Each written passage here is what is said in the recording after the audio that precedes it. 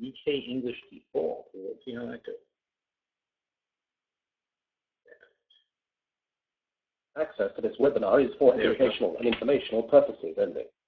Consult a licensed broker or registered investment advisor before placing any trades. All securities and orders discussed, tracked, and monitored in virtual trading accounts. Virtual account prices and returns may differ from actual trading results. Commission costs are excluded. Neither philstockwell.com, PSW, nor its affiliates, nor any of the respective offices. Personnel, representatives, agents, or independent contractors are in such capacities licensed financial advisors, registered investment advisors, or registered broker-dealers. Nothing contained in this webinar, website, or promotional material constitutes a promotion, recommendation, solicitation, or offer of any particular investment, security, or transaction. Trading options involves risk. Visit the OCC website, www.optionsclearing.com, to read characteristics and risks of standardized options. PSW provides education and training services that are meant to teach you to the risks and potential rewards of trading options, and we are not a service that tells you what to trade. We are not implying or guaranteeing any profit. As always, do not trade with money that you cannot afford to lose. Past performance does not equal future results, and results discussed in this webinar are not typical and are only valid on a specific or identified date. Your results may vary. By accessing this webinar, you agree to hold the above harmless from any loss you may incur as a result of information discussed in the media identified above. By accessing this webinar, you agree to be placed on our mailing list and receive our newsletter. Rest assured, we take your privacy very seriously, and we will not distribute or sell your information to anyone. There you go. Always go with the defaults. All right. The legal stuff out of the way. We are recording. Thank you, Letch. And I think everything's good. Not bad. I went back from vacation, getting all my stuff right on the first day. All right, let's see. How are the markets doing? That might be of interest to some people. And they are doing the same thing they always do. Nothing. Drifting along. Somehow they made progress, though. I mean, a month ago, let's see. Let's look at the bigger picture. Indexes. So a month ago they were here at 1420, and now they're at 1440. I mean, come on. That's 20 points. Let's see, the S&P was at 2440, which was our previous shorting line, and now we busted over that, and now we're at 2460 or 2480, and we don't knee-jerk short. Now notice that, you know, the Russell's half of the S&P roughly, and this moved up 40 points, and this moved up 20 points. So they are proportional moves. And then the NASDAQ is double the S&P. So let's assume that if the S&P went up 40 points, the NASDAQ should have gone up 80 points. So here we are, and it went up 120 points. So NASDAQ is leading us in gains, and then the NASDAQ is 1/4 the size of the Dow. So if we said 80 points was normal, then 320 should have been gained on the Dow. And no way did we gain anything like 320. So the Dow is lagging, and you can see this visually, but, you know, it's like, I like to do the math in my head so I know exactly where we are. So the Dow is lagging visually in a long way. It's only up about 150 points. So, wait a minute. No, I'm sorry. I'm wrong. It's such a small scale, I screwed it up. No, I'm sorry. Dow is up 300 points. It's just the scale is different because it's so crunched up. It's 21.2 to 21.5. So it is up 300 points. So basically, everybody's up the same amount, whatever that amount is. 300 out of 21,000 is whatever. So everybody's up the same amount, and well, we should know what the amount is, right? So I shouldn't be lazy. All right. So we were what, 21.2. And we gained 300. So we take 300 divided by 21.2. 1.5%. Okay. Notice I immediately rounded up to 1.5. So basically, we're looking at 1.5% gains are normal. And now we can see how abnormal the Russell is by comparison. So we're going to look at the, can I make this a little bigger? Yeah, I can. Hang on. Control plus. Is that correct? Nope, apparently not. Ooh, look at that. All right. We don't need to look at the VIX because the VIX doesn't exist anymore. All right. So last month, let's just say for the month of July, which is pretty much over. So we went from 21.2 to there is 1.5%. 2420. So 24. So then what do you expect? You expect everyone to be 1.5% times 1.015 is 2456. So we're at 2473. So the NASDAQ is overachieving. And actually, what's 2.5%? Wait, I'm sorry. Did I do 2420? I should have done. Should really do it off the lows, right? So we should do 2400. Let's try that again. 2400 times 1.015. 2440. No, so that's too low. That's too high. So somewhere in between. But I would rather use the 2400 line there. The 21.2 line on the Dow doesn't mean much. The 2100 on the S&P, the 24 on the S&P is a meaningful line. On the NASDAQ, we were down at 5600, and then 5600 times 1.015, 5684, which is miles below. Isn't it? Am I doing something wrong? Isn't that 1.5%? Yeah, it is. Did I calculate the first one wrong? Now I'm having doubt. So the Dow's up 375. 375 divided by 21.2. No, the Dow's up 1.75%. Okay, total. Let's do it the other way then. So the NASDAQ is up 73. 73 divided by 2400. Not the NASDAQ, the S&P. Wow, the S&P is up 3%. So the Dow's up a bit more than 1.5%. The S&P is up 3%. The NASDAQ from 56 to 50, so 325 divided by 5,600, 6%. That's crazy in a month. And the Russell is up 43 points from 1,400. So 43 divided by 14, 3%. So we got 3%, 3%, 6%, 1.5%. The Dow is lagging to the upside. So the NASDAQ is so far ahead. NASDAQ's almost 5% ahead of the Dow for its gains. But of course, the NASDAQ had a big sell-off. The Dow didn't, and the other guys didn't have the kind of sell-off the NASDAQ had. So part of that is a recovery. If you go from peak to where we are now, and peak to where we are now, and peak to where we are now, the NASDAQ's actually not at all ahead because the NASDAQ peaked out over there already. And so you always look at these kind of things. Look at the Nikkei. The Nikkei's been flat up here for ages. So honestly, the Nikkei, if everybody else is going to go higher, the Nikkei should bust up. I think the weak dollar is probably keeping the Nikkei down. Look at that poor thing.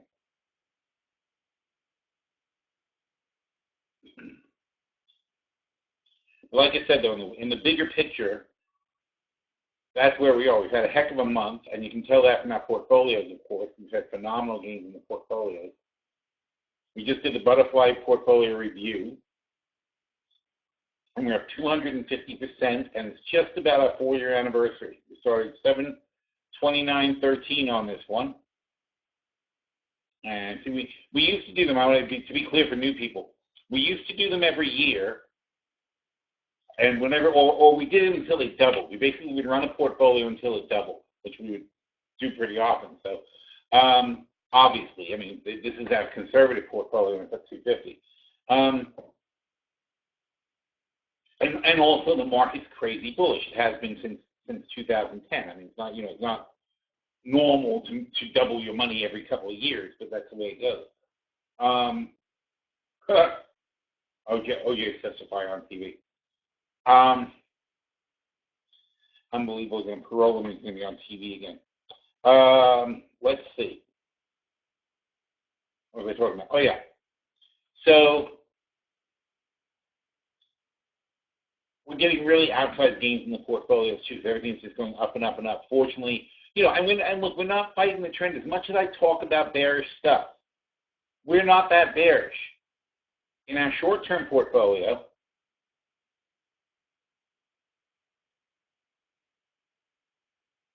I did a review a couple of days ago, and I'm sorry, I forgot what I was saying. We used to close the portfolios whenever we got a double, but that was teaching people the wrong thing. I didn't want to teach people to go for doubles. I want to teach people that if you leave it alone, the more important lesson is if you leave it alone and you play this strategy that we try to teach people, it's easy to see it play out over a longer period of time, but you got to stick with it. But then you see how it gets better as time goes on. You start making exponential amounts of money. Like the long-term portfolio in the last month made $200,000 in 1 month. So that's amazing, but that's because it's all long. It's a ton of long-term positions, of long-term long positions. And so the market went up these ridiculous amounts. That's how this all ties back.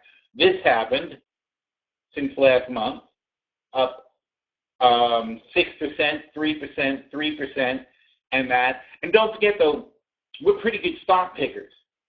So we're picking stocks that tend to outperform. And also we're selling premium and the VIX is low. So because we sell a lot of premium and the VIX is low, the people we sell the premium to get crushed. So not only did we pick the right direction, look at these things, up 40%, 70%, 50%. Most of these are 2019. Look, who's not 2019? All right, hang on. 1, 2, 3, 4, 5, 6. 6 out of 23. So 17 out of 23 of these positions are 2019, and most of these positions are up like 50%. That's crazy. You shouldn't be up 50% already with 18 months to go to 2019. This market is on fire, and we're picking very good positions generally. Who's not doing well? That's of note. CNG, flat, or a little bit down, but still fine for us, really. We sold the 400 puts for $50. So anything over 350, we're okay. And wow, they went lower since this morning. DIN's down a bit. Let's see. ESR, they're flat though. Looking for Macy's. We all know about Macy's, and that's it. And then Verizon's flat too. So very little damage and all incredibly positive. That's the story of this thing. And if you go down here, I think I talked about it the last time too. Green, green, green, green, green. So much green, and most of the red stuff are things that are supposed to be red. They're offsets to these are all self-hedging. That's one of the things about the long-term portfolio is they have their own hedges. Like we sell a call. When you have a bull call spread, you're self-hedging. This short call hedges this long call. But there is a lot of leverage here, and we currently have 5. It's a lot. That's why we made so much money. We have $500,000 worth of positions. That is a lot. Even though we have $1 million cash, you have to realize these positions are option positions. They're all heavily leveraged. That's why you get such a drastic move. That's why you have a $200,000 move on such a small amount, because we are heavily leveraged to the upside. Now, then we go back to the short-term portfolio where we have these are all long, and like I said, they're self-hedging a little bit internally, but on the whole, there's no protection here. But the short-term portfolio is where we keep our protection. Now, the short-term portfolio has our major hedges, but we did the math, and we only have, if the market drops 20%, the short-term portfolio is only going to make $200,000. I'm sorry, was it 2? No, 3. It's going to make $300,000. That's not a lot of not a lot of protection, considering the long-term portfolio just made $200,000 on a 3% move in the market. So imagine a 20% drop. Imagine what that's going to do to our long-term portfolio. So we haven't done the long-term portfolio review. I'm going to have to do that tomorrow. But we gotta cash in. We can't. In order to protect the long-term portfolio, as leveraged as it is to the upside right now, we would have to add a lot of hedges, and hedges are really freaking expensive. This portfolio is down to $419. It was at $500,000. We've lost $80,000 this year on our hedges. Okay, it's very expensive to hedge this market because it just goes up and up and up. And it's also expensive not to be bullish in this market because then you just get left in the dust. So it's very tough to strike a balance. But right now, I don't feel like adding more hedges. I'm more inclined to look at the long-term portfolio and try to figure out what we're going to cash out. Now, I say that a lot, though, and we never do. Like we end up saying no.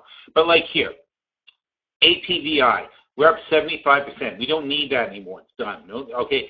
Dunkin, we're up 75%. There's no point in these positions. Now, Dunkin's at 53. The short puts at 45. There's virtually no chance at all that we're not going to collect the full amount. So we might keep it, but I'm inclined to get everything off the table. That's more important. INFN is up 85%. We don't need these things. SCE is up 60%, but it's this year. SKX is up 65%. Now, okay, now here's a good example. It's only the 25 puts. It could easily fall $3. It's only 10% down. And then all of a sudden we're not up 65% anymore. So, we take these off the table. If you take them off the table, you don't have to hedge them. Time Warner 2019, all we can do is make 20% more in this position. We keep it 18 more months and we make 20% more. It's not worth it. Let's free up the $5,000 we have and find something else to do with the money and the margin. Not that we care about margin. The margin requirement is $1 million on this portfolio, but it's a $1.6 million portfolio. So even with ordinary margin, we have $3 million of buying power. So we're not only using 1/3 of our margin. Now, realistically, though, it's a portfolio margin.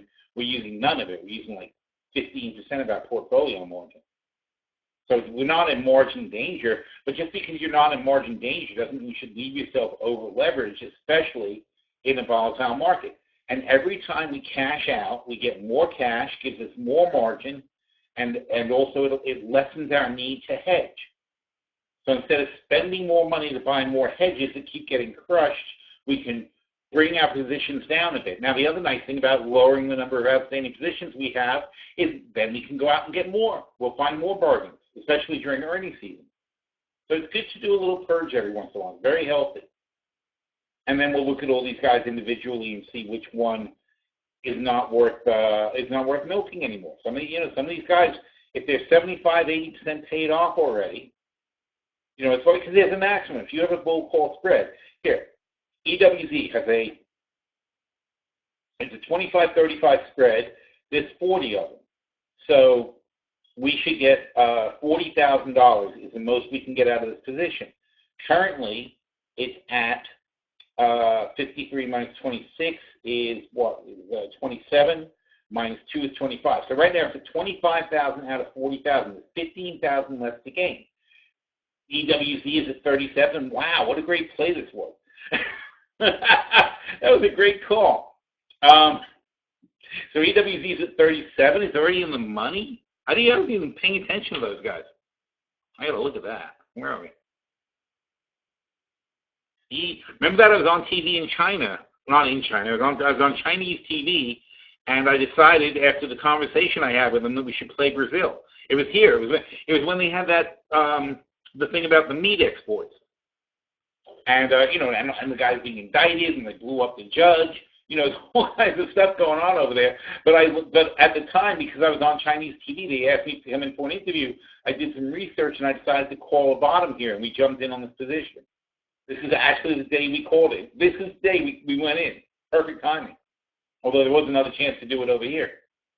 But now we're taking off, and we're in great shape. Oh, what a great play. Holy cow. I mean, come on. That's fantastic. Could not possibly time that better. Anyway, so that position, which we started off at 45 minus 25, so we started with 20,000. Now that's what's expected though. It was $20,000 when we started. It wasn't a cheap position because we went deep in the money, and our max payoff is 40. So we had a double here. We started with 20, we get to 40 if all goes well, and now we're at 25. So really, it's only on track. It's on track for what we expected. Do we think we're going to collect between now and 2019? Are we going to collect the other $15,000? Is it worth risking $25,000 now to make $15,000 more? That's like 60%. It's like, yeah, I think so. I'm pretty sure. I think it's still a good trade. I have a lot of confidence in it. So it's a nice thing. Now, it's funny, though, when you already say that, because people are like, is that good for a new trade? And I'm like, well, yeah, it's good for a new trade. It's like, there's nothing wrong with making 60%. It's kind of low. It's low for a PFW trade, but it's a good trade making 60%. We just happen to be making 100% on our position, but there's only 60% left to make. But anyway, so that's how we have to look at every trade. You have to look at it and say, how much did we make? How much does it have left? What the? Oh, that's wrong. Okay. Yeah. So we have to look at how much each one has left and how much it's going to make, and then we'll figure out where we are. All right. Anyway, so basically these positions are in very good shape. We're happy with the long-term portfolio. And let's see if anybody has questions.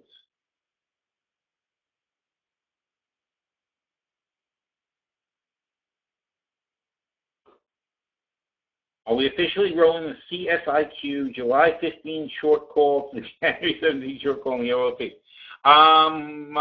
Why wouldn't we? Did we not say that? Oh, geez, look how big that is.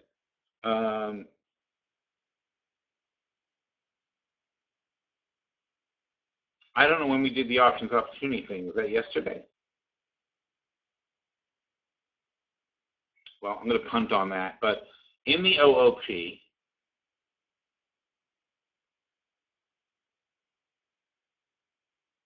we did an OOP review, didn't we? July 15th and January 17th short call in the OOP. I think that makes sense. Let me pull up the screen.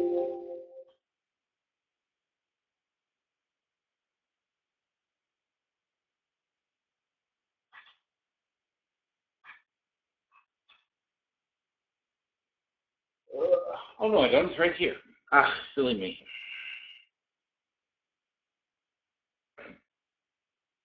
CSIQ. All right, so we have the July what?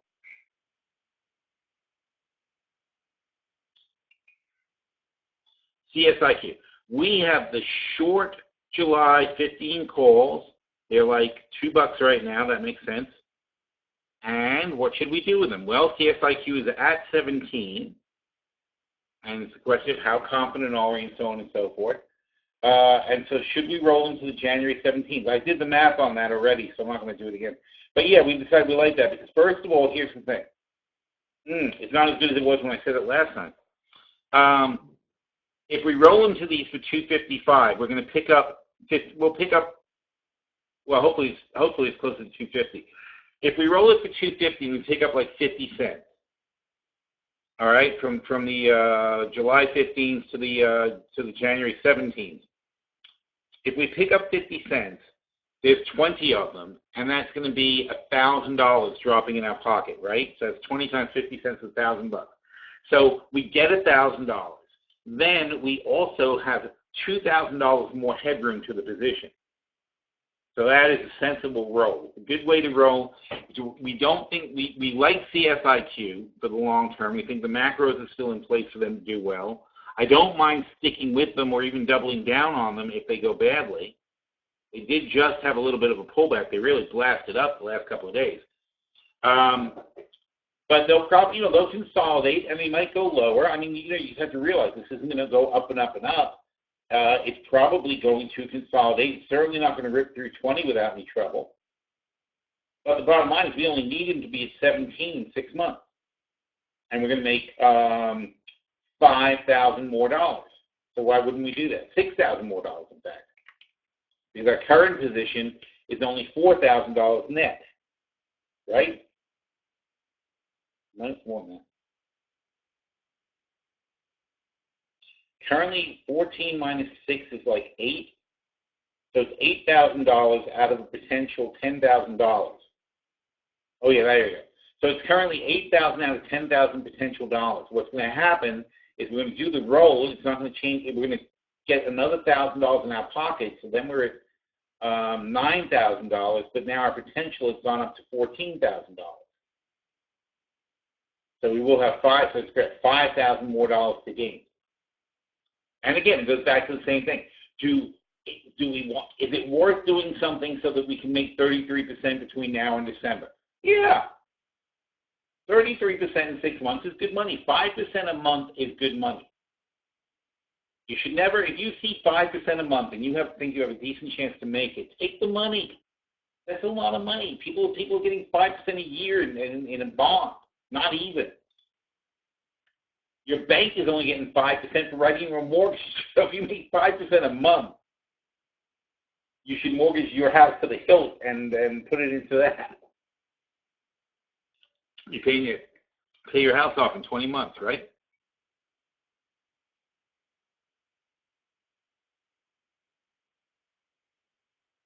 Okay, yeah, so we need to make that official. All right, good. So portfolio zooming along, everything's good. The options opportunity portfolio did really well. Now, that one we only started back in 2015 in August, so we're just coming up to our 2-year anniversary, and we've gained 100% per year. I mean, a terrible start. In fact, when we started, I think we were down 40% at one point. Because we just can't. I think when we started, let's take a look. We started August of 2015. Something bad happened right when we started the portfolio.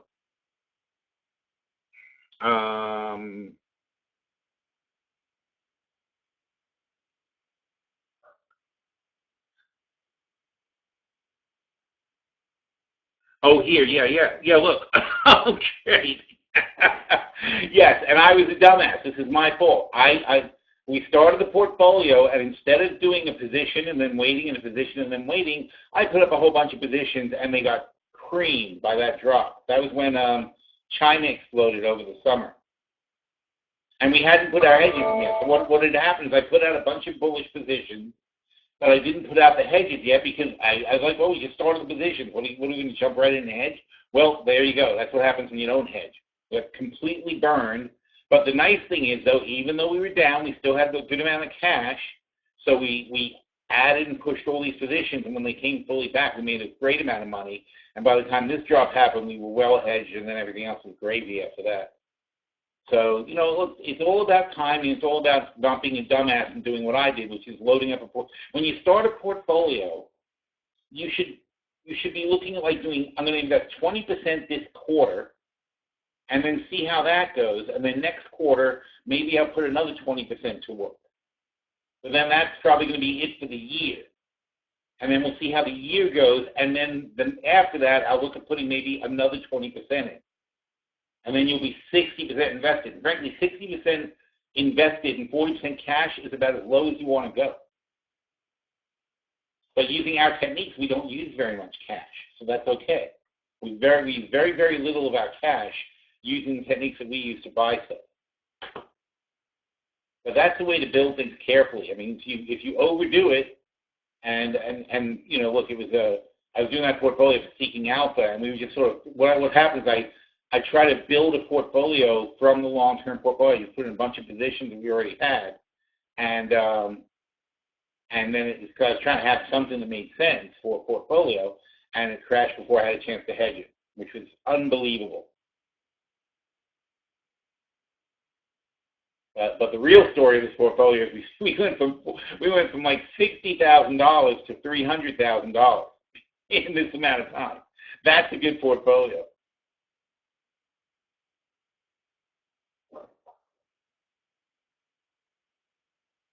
Microsoft on care.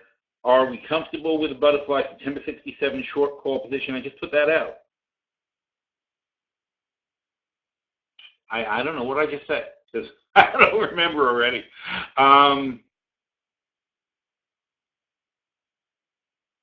We literally just did this in chat.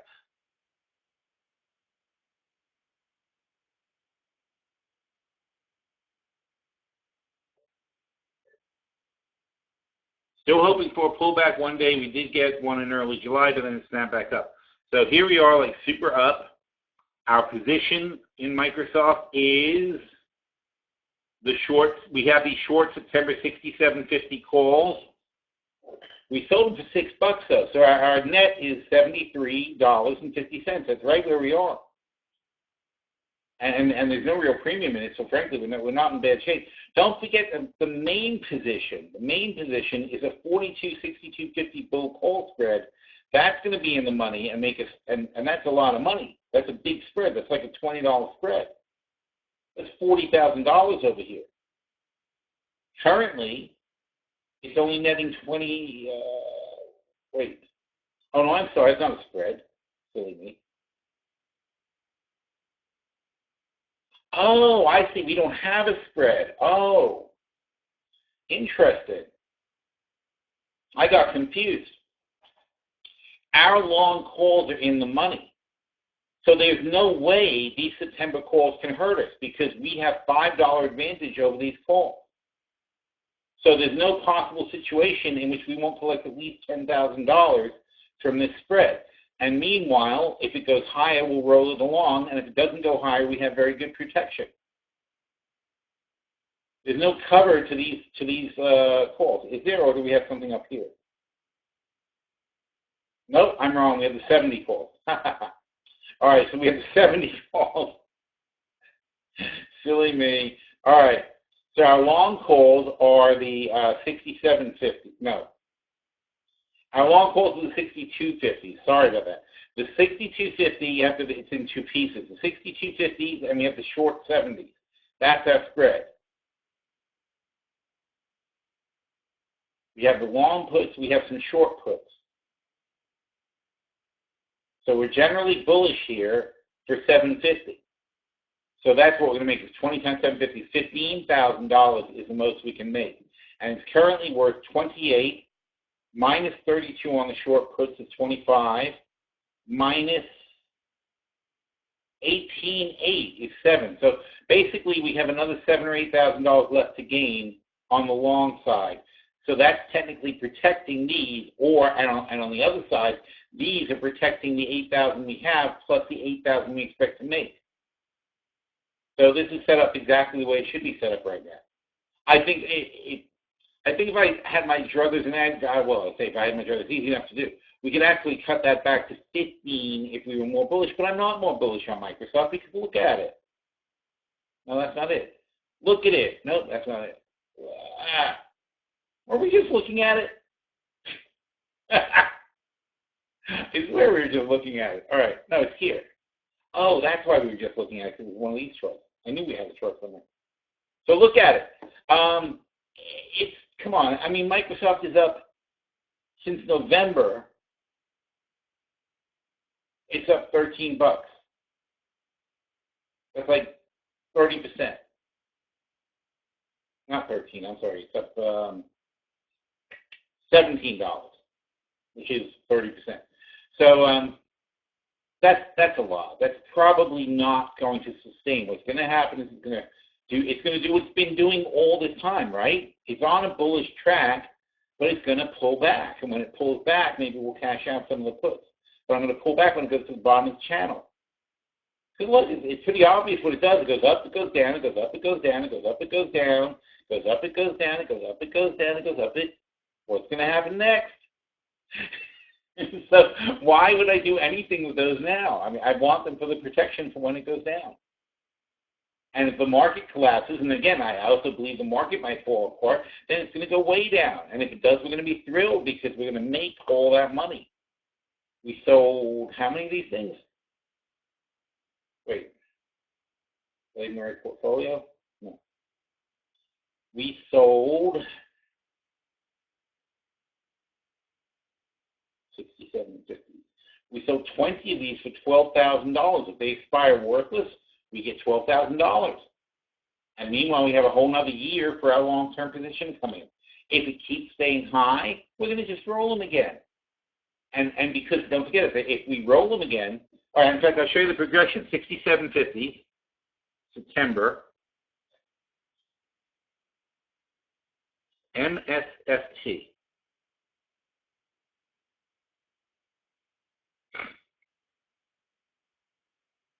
All right, so the September 67.50s is $7, right? So in January, what is $7? The 70s are $7, or thereabouts, okay? So then what happens?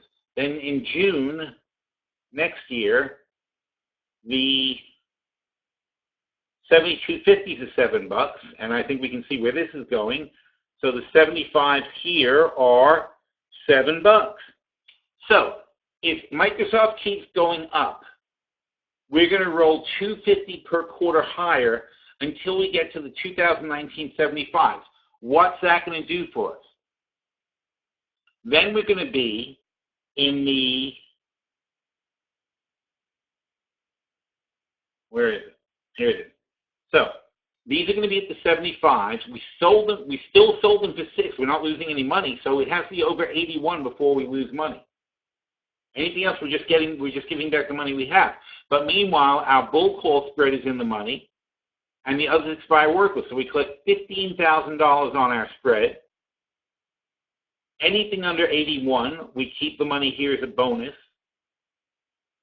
And our net on this spread was a credit. You see how it works out like a credit, because we paid 11.6 for these, and we got a credit of 12 and a credit of 35. We paid 6 for those, but then we got a $6,000 credit for those, so that cancels out. So we had a net credit, and we're going to end up with $15,000 plus a bonus of whatever under 81 Microsoft is. Now, if we blast through 80, then we'll do something. And you know what we'll do? If it blasts through 80, we'll buy the 2020 bull call spread. We'll buy 20 of the 2020 something. And then we'll make another $15,000 if they keep going up. And we'll keep rolling and rolling and rolling. But when you can roll up $250 a quarter without a penalty, how are you going to worry about the position? All right, but that's the point of setting them up this way. If you set your positions up this way, you get to roll it and roll it and roll it, and it's like getting 4, 5, 6 chances at darts to hit your number. Because we only have to hit the number once. If only one time we hit our target, then the short puts and short calls we sell expire worthless one time, and we keep all the money. And then the game starts again and we play it again. And that's how Vegas works, by the way. We always talk about how you want to be the house, right? The real house advantage, this is a really important point. So girls who take notes on this, is a really important point. The real house advantage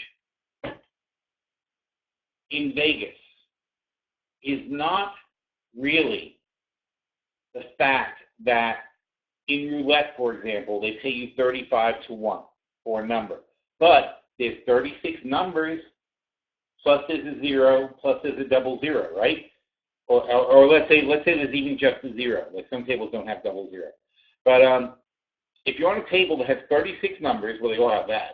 If you're on a roulette wheel, it's got 36 numbers. They only pay you 35-1, but there's also another bonus one that's 37. So you can only win 35 out of 37 times. That's 94% of the time. That means the house has a 5% advantage on you. So every 100 times you bet, they're going to get 5% of your money. And the thing about being the house is it doesn't matter whether you win or lose. The fact is that hundreds and hundreds of people are playing at any given moment in a Vegas casino, and they're constantly making 5% off the hundreds and hundreds of people. So whether you win or you lose is irrelevant. The statistics, though, of playing the large numbers of people work in their favor. But again, like I said, that's not the real house advantage. You know what the real house advantage is?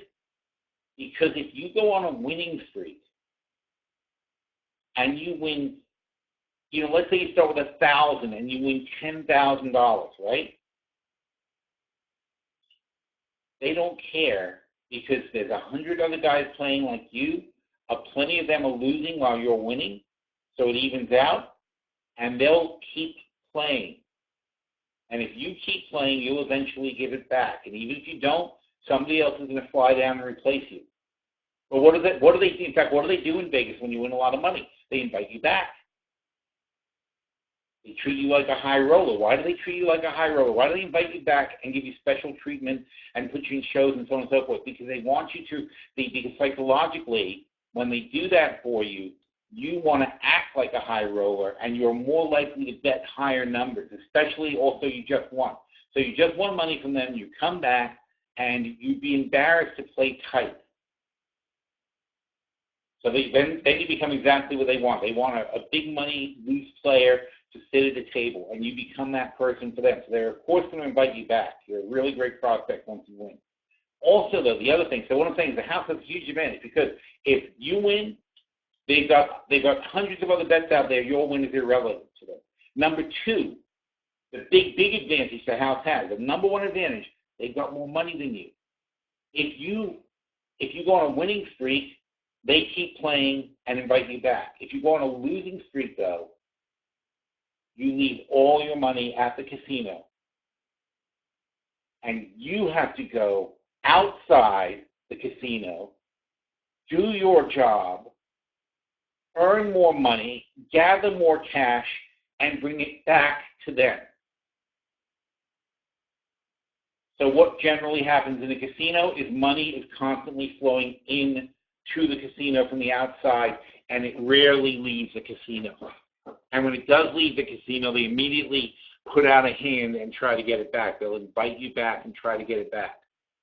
That's how they view the world. They view the world as millions of people coming in their doors, carrying cash, and leaving with much less of it or without it. But the big house advantage in any kind of game is the fact that if you have a losing streak, you will run out of money, you will bust, and you will quit, and you will not be able to get your money back. You play, you lose, you're done. And they are 100% winner. Unless you win $2 billion, and even that wouldn't do it, but unless you want a winning streak and win $2 billion, they're not closing the casino. They'll keep playing. And they know for a fact, what's the advantage? 5%, right? 5% advantage is unbelievable. They know for a fact that if $1 billion is dropped on their tables in an evening, that 5% of that money, which is $50 million, will be profit. Obviously, $1 billion isn't dropped every day, but conceptually. They know. In fact, Trump, when he opened the Taj Mahal in Atlantic City, they said he had to make any money in that casino, they had to have $1 million to play every day. They had to make $1 million every day. So if they're making 5%, that means $20 million had to be run through the casino every single night. And turns out it wasn't, and they went bankrupt. Because $20 million is a lot of money. And sometimes they win, sometimes they have a good night, sometimes they have a bad night. It doesn't matter. If you spin that roulette wheel 1,000 times, you will only win 95%. You will lose 5% more than you win. So they'll win 55, or they'll win 52, 50, and you'll win 47.5. But that doesn't do you any good. Then you're down, right? You walk away with less money. Doesn't matter if you won some of them, you didn't win enough of them. And that's the advantage. We have that advantage in our portfolios because we're selling premium. Okay? We sold this guy a 67.50 call for $6. So he had to hit 73.59. He has to hit 73.50 in September just to get his $6 back. That's just to get his $6 back. He's got to be up here. For him to make money, he's got to go over that number. But we also sold another guy some puts. And they can't both win.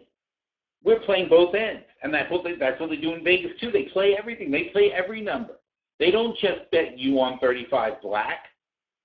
They play everybody at the table, and everybody at the table can't possibly win. There's only one number that's going to come up. That's their advantage. They're playing hundreds of times. They're playing all the statistics. The more they play, the more the statistics will come out true for them. and the more money they will win. And they just want to encourage as much money to be played and as much money to be spent as humanly possible. That's their goal. And that's our goal too. We just want to have a bunch of positions that we collect money on.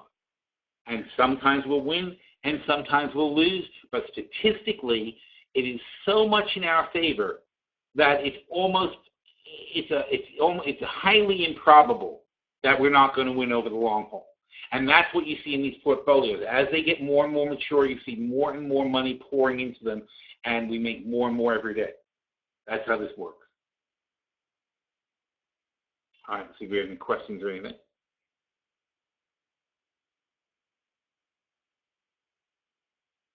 What portfolio is this, Phil? The last one we were looking at was the OOP. It was originally called the 5% portfolio.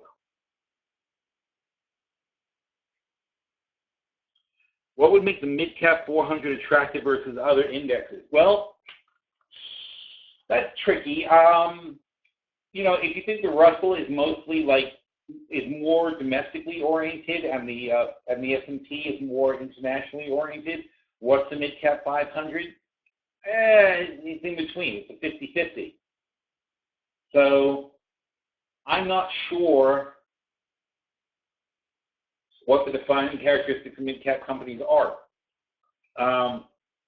I would say mid-cap companies are companies that are a lot of retailers are going to be in there, which you don't want. A lot of small oil companies, they have disadvantages because we're kind of in a monopolistic sort of thing. So some of the really big companies are doing well and have lots of money to spend and have tax advantages and so on and so forth.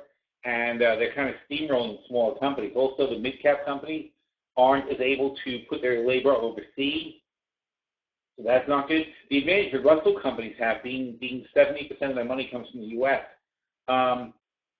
is the strong dollar is good for them because they buy their goods and services overseas. They buy their materials internationally. So a strong dollar is good to them. They collect strong dollars. They have to pay wages in strong dollars, but they collect strong dollars, so that works out for them. Also, America's economy is going along very nicely, so that's also good for the Russell. The mid-caps don't have as much of that advantage. They're not as nimble. They may get hurt more by higher labor costs faster because the Russell company is a mom-and-pop shop, kind of, not really, but I mean, they're generally more flexible. They're, not even 1,000 employees generally. So if they need to cut people, they're going to do it a little bit more quickly than like IBM, which might put off a decision until next quarter or something like that.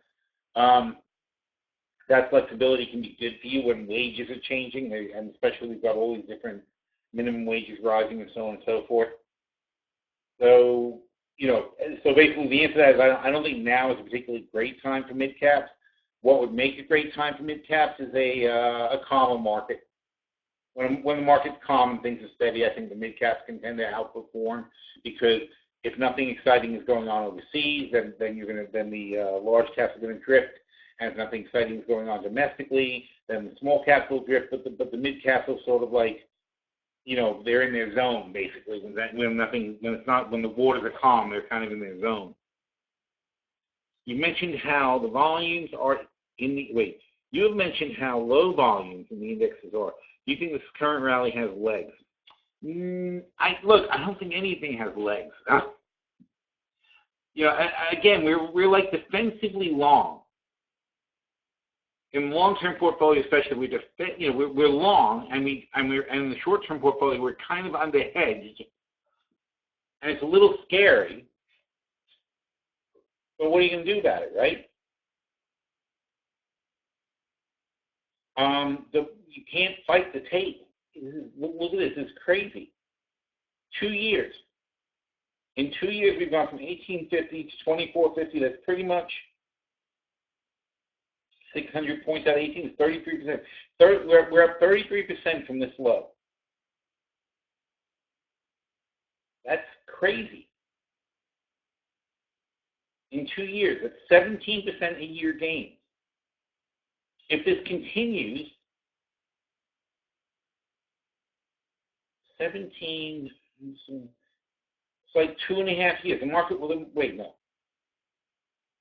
17 the 30, wait, if you get 17 at 100, 117, then you've got 135, 145, and 145. Yeah, it's just like 3.5 years, you're going to double again. That's crazy. So one way to play the market, if you want to say to go up and up and up, which we do, is we have like gold, AVX. Silver Wheaton's our trade of the year. Or Wheaton Precious Metals now, right? WPM. Inflation. That's why we have our Secret Santa inflation hedges from the beginning of the year.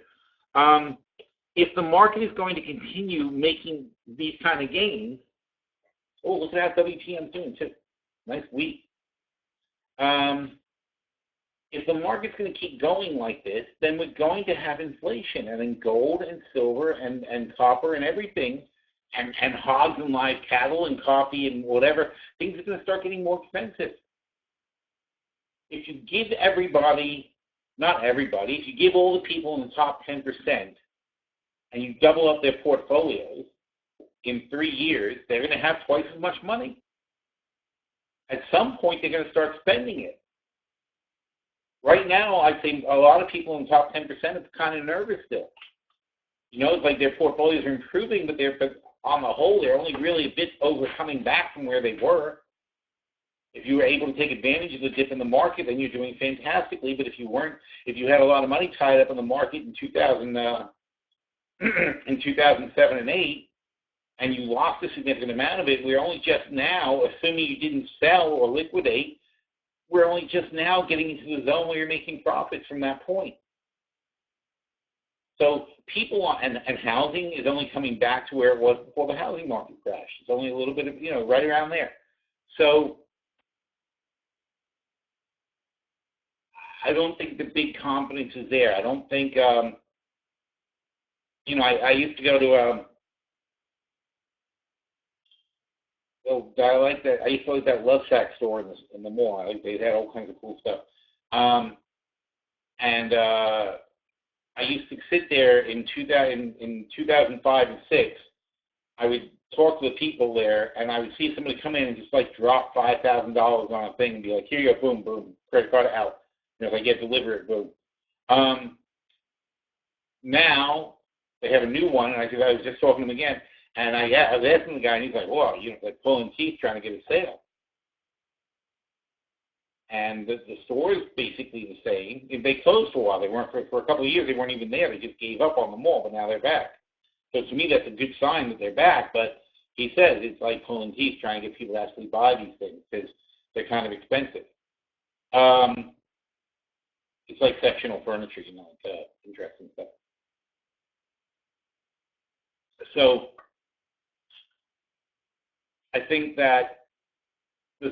the company's probably right. I think the time is right to start putting down your roots and getting your positioning in these malls, especially the rents are cheap right now too.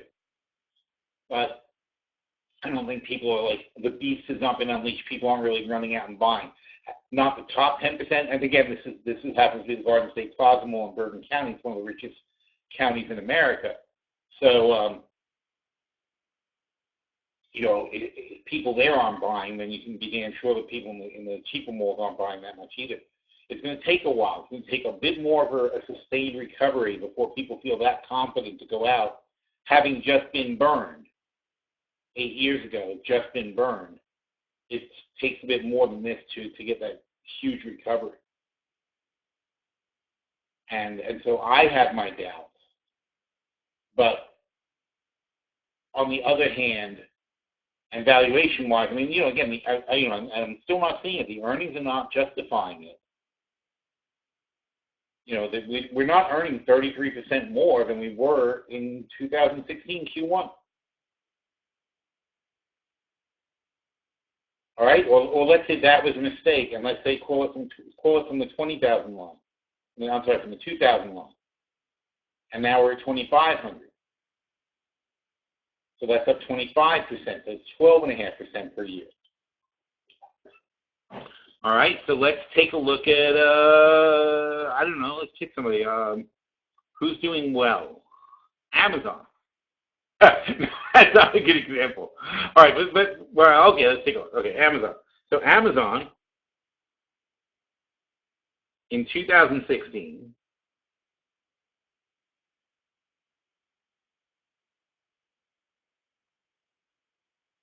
so they made, well, they are actually doing, I mean, they're better from that perspective. But Amazon's 596, and now they're $2 billion. They went from 6 to 24, they're up 300% in earnings. But they're not a real, it's not a real thing because they started from zero, so it's kind of hard to say. Let's, who's that? Toyota. There you go. There's a good company to look at. Okay? Toyota in 2015, 331, so right when we were looking at this chart here. Oh, that's 16, sorry. 16, 17, okay, yeah, sorry, 2016. So Toyota last year made $20 billion. Now they made $16 billion. That's less, it's not more. Okay? GM, 12 to 11. We thought car companies were doing good, right? Ford, 9, or 7 to 5 or 4.5. That's not good either. What's going on there? Who else? Exxon,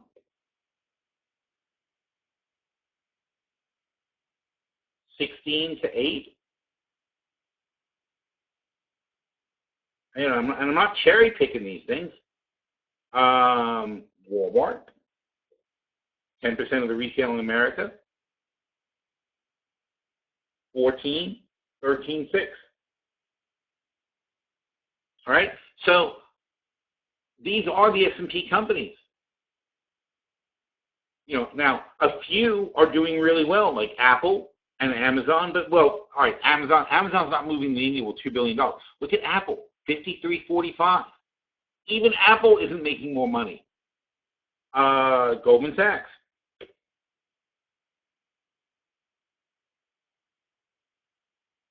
What? Annual, right? Jeez. Way less than I thought. 6 billion, 7 billion. All right, Goldman Sachs made a bit of money. But it ain't no freaking 30% more.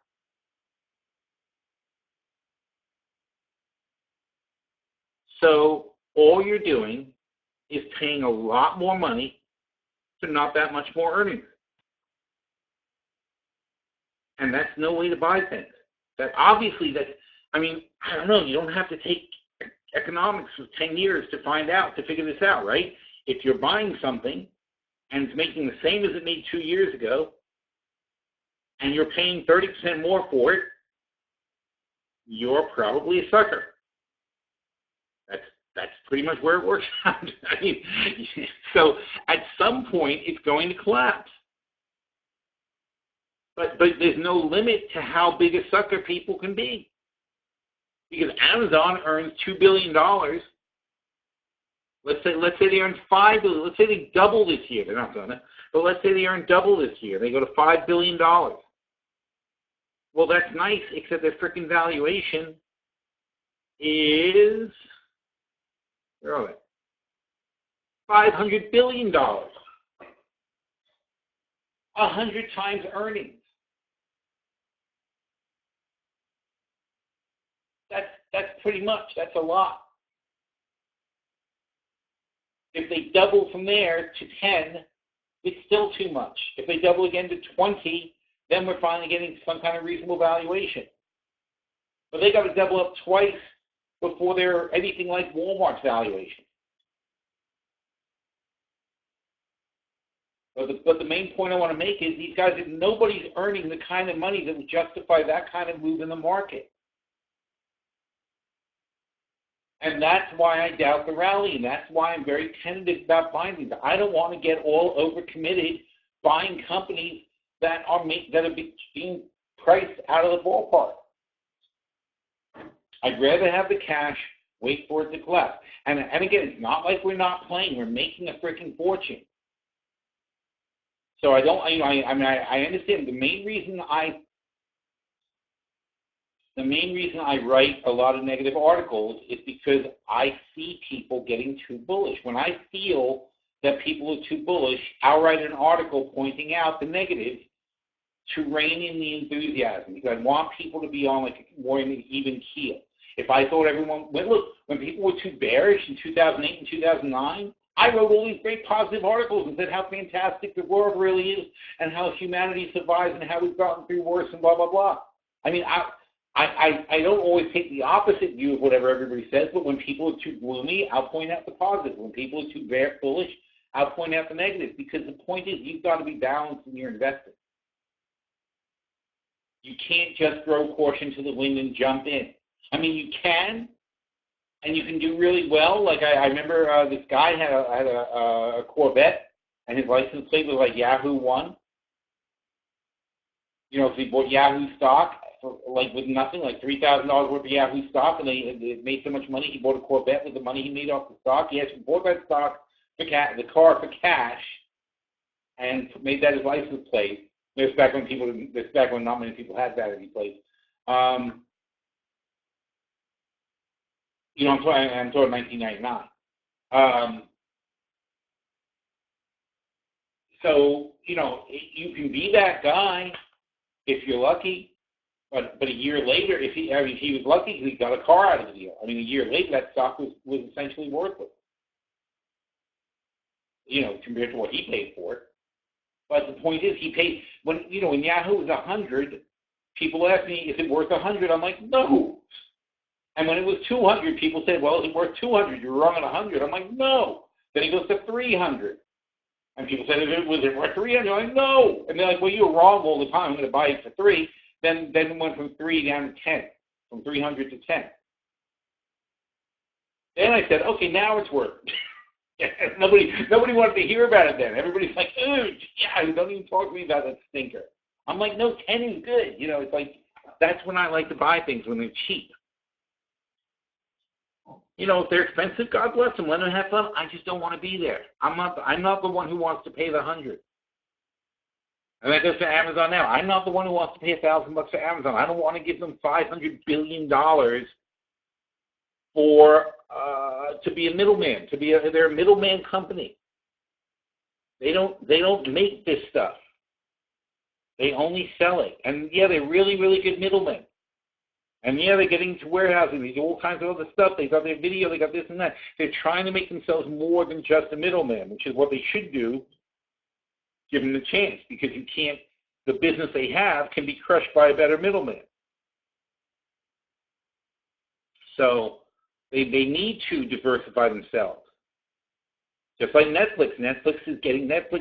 Netflix just being an online video distribution site is not a real business. But they say, well, we have to turn into a real business like Time Warner or somebody and produce our own shows and have our own catalog. Well, that's great, but you know what? Time Warner, TWX, Time Warner's in that business. They have a PE ratio of 20. They get 20 times earnings for doing that business. Netflix is getting 238 times earnings for the same business. Netflix is getting 10 times more for every dollar they make than Time Warner. And the weird thing about it, especially there, is that Netflix wants to be Time Warner. Time Warner should want to be Netflix, but they don't know how to do that. They're like, well, what do we do? Do we just burn money?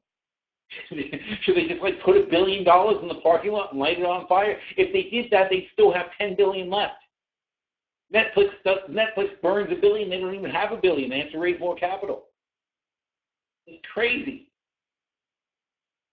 I can't invest in crazy. I'm not saying you can't make money investing in crazy. You can, because that happens. It gets crazier.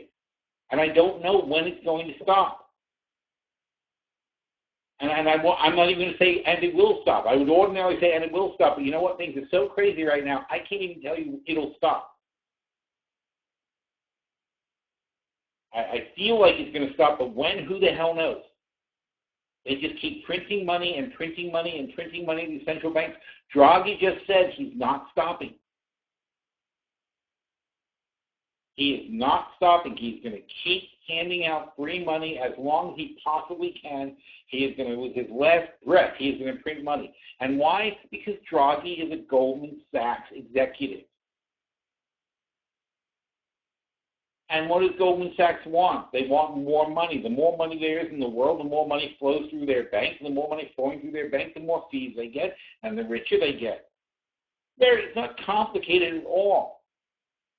They push their people out to take government positions so that all the governments in the world think that the thing to do is to flow as much money as possible through the system. They don't ever want people to think that it would be good to calm down a little bit and be static. They don't ever want the governments to think it's good if the economy is flat and steady. Let's say steady and not flat, because flat's like a bad word. You know, the global economy was flat for thousands of years, and it was fine. I mean, not, fine. I mean, there were wars and all that stuff. It's basically flat is normal. If you have a self-sustaining village in an or like the American Indian, let's take them for an example, right? The American Indians, before we came and messed everything up, they were nomads. They would move around with the herd and follow the herd and hunt and gather, and they had perfectly nice little society. They were lovely people. They had a nice culture. They were happy for all intents and purposes. They fought with each other and had wars and whatever, but generally they were having a nice little existence for ages, for hundreds of years. Their economy didn't grow. They were fine. Economies don't have to grow to work. Economies do have to grow, though, for the people who have, the people at the top want to increase their wealth. The entire economy has to grow to feed it, because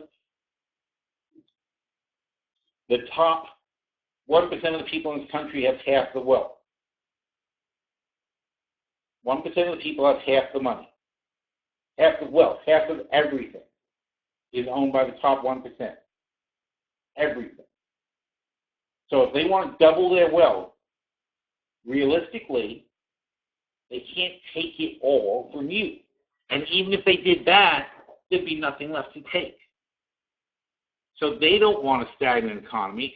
They want you to do whatever it takes, you the 99%, they want you to do whatever it takes to increase the overall wealth of the economy, because it makes it easier for them to take more of it.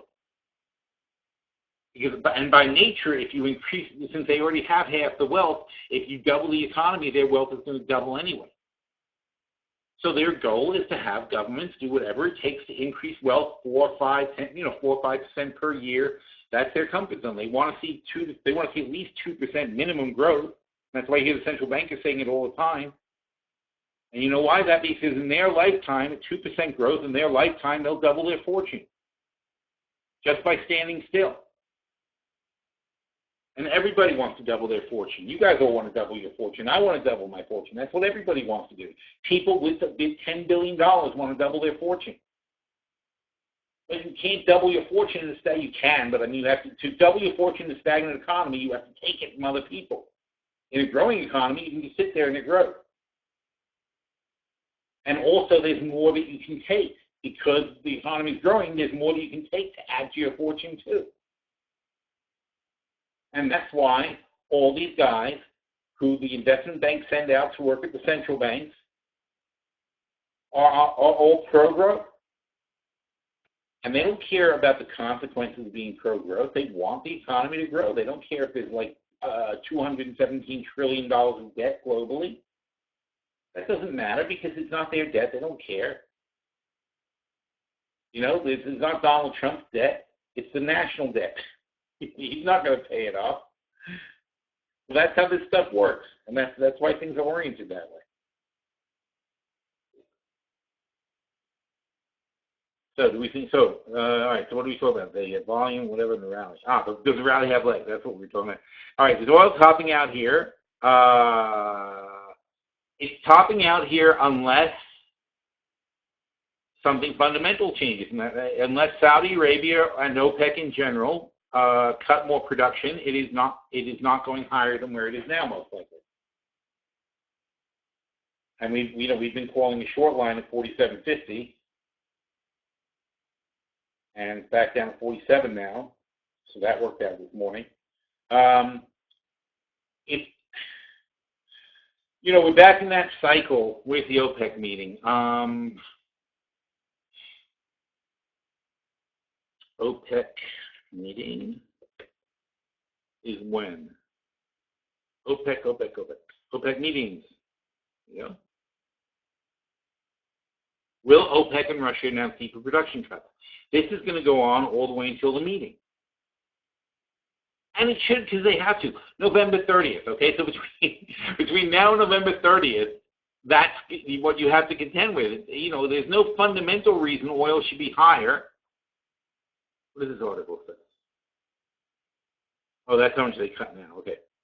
So between now and November 30th, when they have the meeting, everybody's going to be like, will they have this now? So now it's last November 30th when oil got off the floor because they announced a production cut. They're going into the 1-year anniversary of their production cut.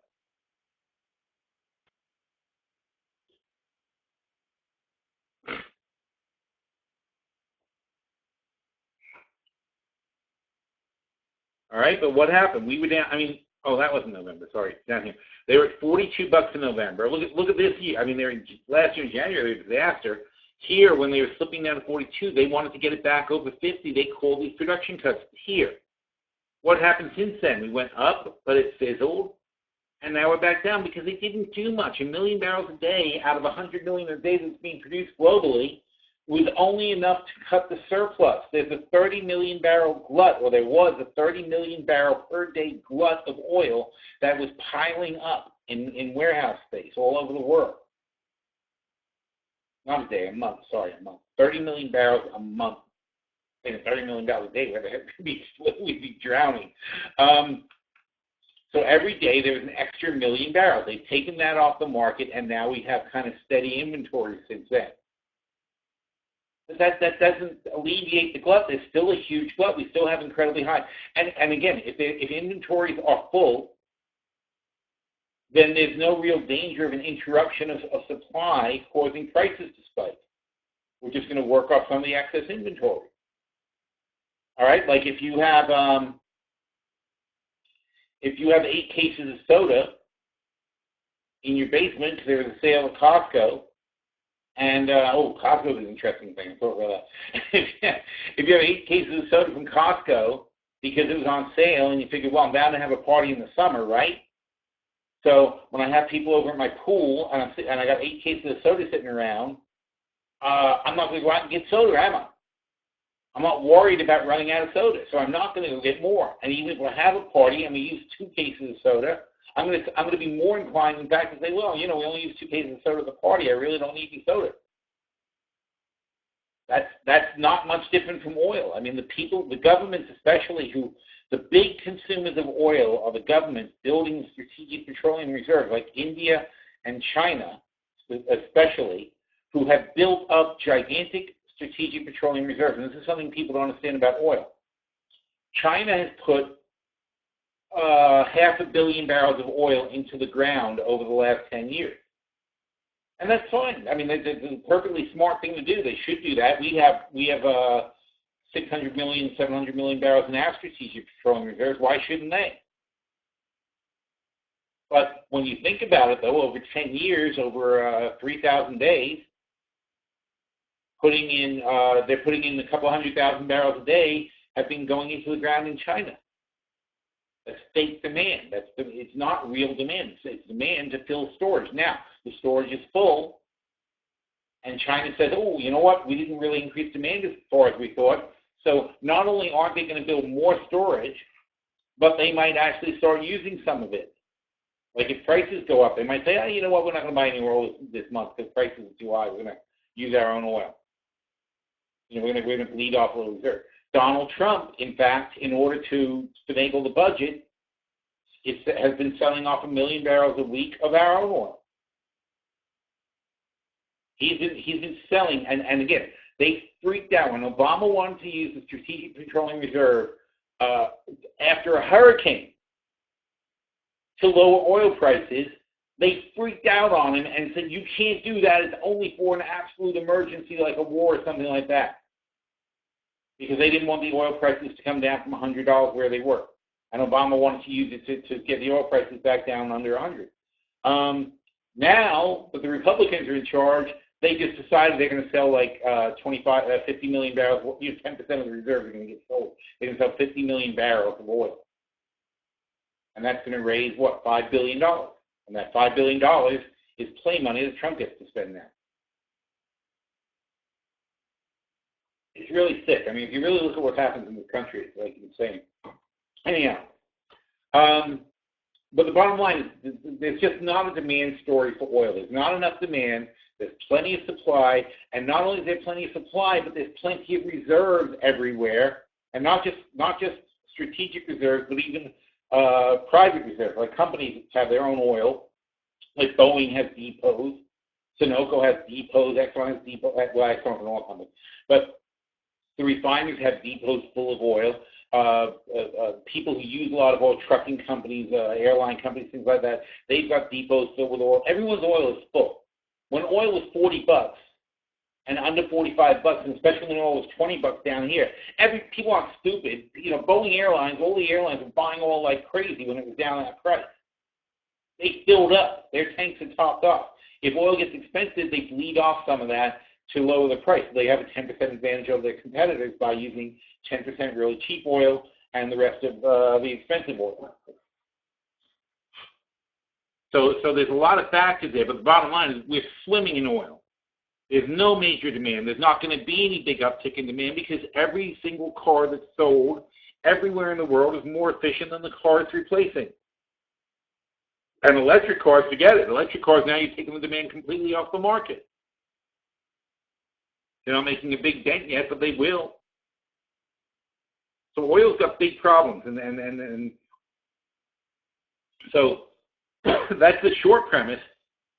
The overriding long premise, and I think on the other side of the coin, the long idea, Saudi Arabia, because Saudi Arabia knows that there's not a lot of lifetime left. I mean, 20 years, 30 years. There's not a lot of lifetime left to get decent money for oil. So it's eventually going to be almost useless. So, it's going to be, they won't have the need for it like they do now, because everything's going to be electric and other powers. So the fuel uses of oil will be gone, and they'll be swimming. They'll just be so much more oil than anybody needs. It'll go down to like a much lower price. So Saudi Arabia is sitting on incredible amounts of reserves. They're probably not going to use all the reserves they have before people stop using oil generally. So they've got their government oil company called Saudi Aramco. They want to take it public. So they're essentially going to sell their reserves in the public market. And the value they put on the reserves is they're putting $2 trillion value on the company. $2 trillion. That's 3 times bigger than Apple. That's 4 times bigger than Amazon.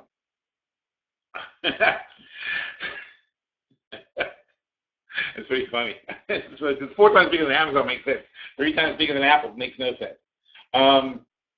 It's just because Amazon's ridiculously overpriced.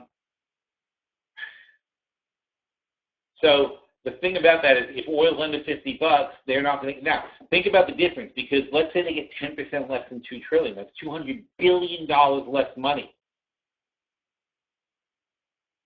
when they IPO.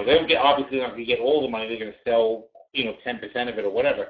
But if the valuation comes out short $200 billion, that's a huge loss for them. If it comes out 25% less than they think, they're going to lose $500 billion when they take their thing public. They can only do this once. So for the Saudis, they're going to take it public first quarter next year. It is critical to them that they can show $50 oil is sustainable to get the price in their target zone. And the only way they can do that is by doing something drastic in the very near future to bang the price of oil up. and that I would almost venture to say is likely to happen. If I had to make a bet, will oil be higher or lower in January? I would say higher than it is right now. But I do believe what's going to happen for now is that we're going to have a horrible fall like this. It's going to be like one of these. We're going to have a downturn. Then it's going to get jacked up, just like it was last year from the OPEC announcement. So no later than the November meeting, but maybe before the November meeting, so it's really tough to play. They're going to do something very drastic. And if Saudi Arabia has to by themselves cut another 1 million barrels of oil, they'll do it because they will do anything. Because, again, it's worth $200 billion to them at least. 1 million barrels of oil a day is $50 million. Do you know how long it takes to get $50 million to be $200 billion? They could give that oil away for free, and it would be worth it to them. So for them to cut the oil and just simply not collect the money until the IPO, that's worth it for them. So they will do anything to get that price of oil up there. So it's a very dangerous bet either way right now. It could go down very easily. Fundamentally, we should be going lower. But the wild card is the Saudis can't stand it to go below. Certainly, they don't want Brent to go below 55. So if you look at Brent, which I don't know if we have Brent here, I would guess it would be Brent. E-R-E-N-T. Yes. Amazing. All right. So I would expect they will do anything to hold 45. Just like here, and all of a sudden here, see the 45 line. They do not want to lose this 45 line. That's the worst for them. But they are going to really push hard. They want to get to this line, this 200-day moving average with Brent. They want another $2. And they want to bail, and that takes us back to about 50. So they're going to want to see 52. They definitely want to see 50, and they're pushing it here. They're pushing it right now. But they've got, that's what's on the line. So when you hear about OPEC this and OPEC that, and you hear about the Saudis whispering this and that, you have to take it really seriously because that Aramco deal is first of all, it is literally life and death for the new prince. The whole point, he's the one that was pushing for the Saudis to diversify and to get out of the oil business and to cash out Saudi Aramco. This is all his baby. The guy who's the new prince of Saudi Arabia that they just appointed to be the future king, and they locked his brother up. They locked this guy's brother, who's next in line for the throne. They locked him like in a room until he abdicated. There's a lot of nasty stuff going on. So literally, this guy's life is on the line that this goes well. All right, so let's just understand what's on the line for the Saudis when you hear all this stuff. All right, so.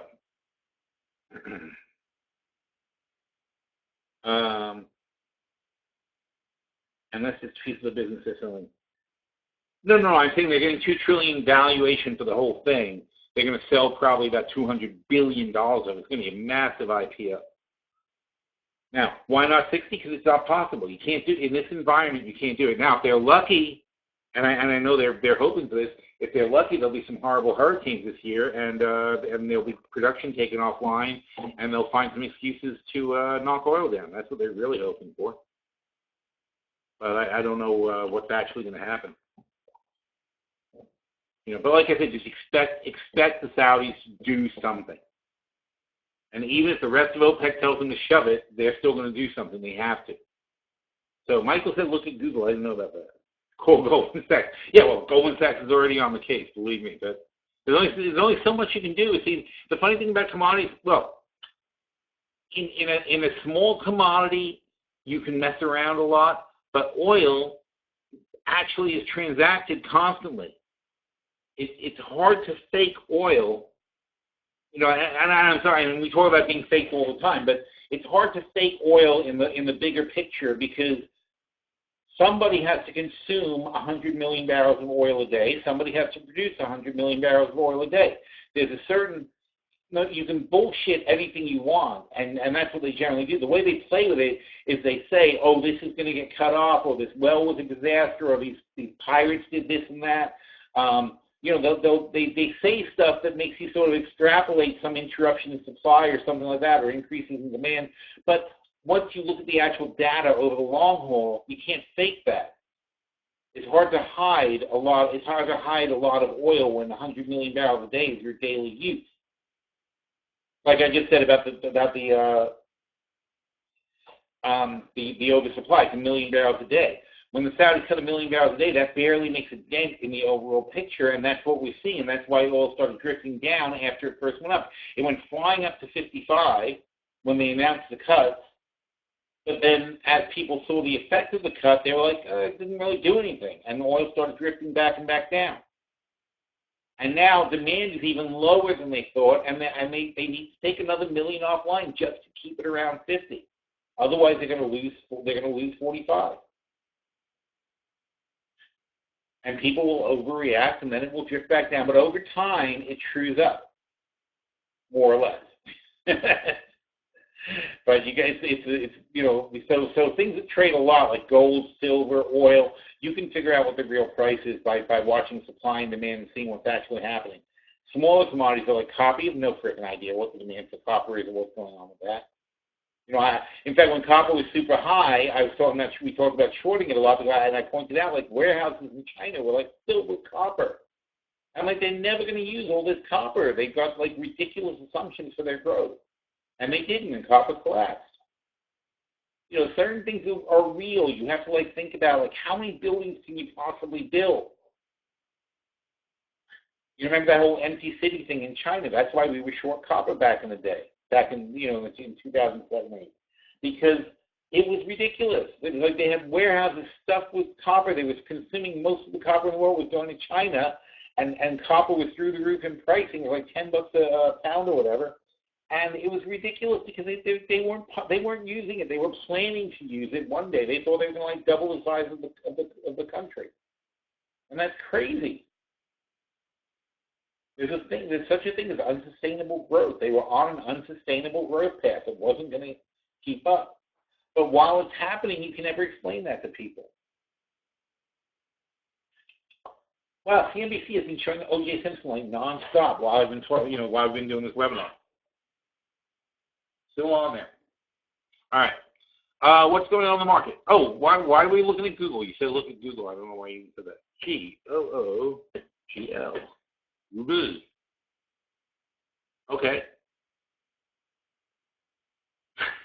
I see nothing interesting.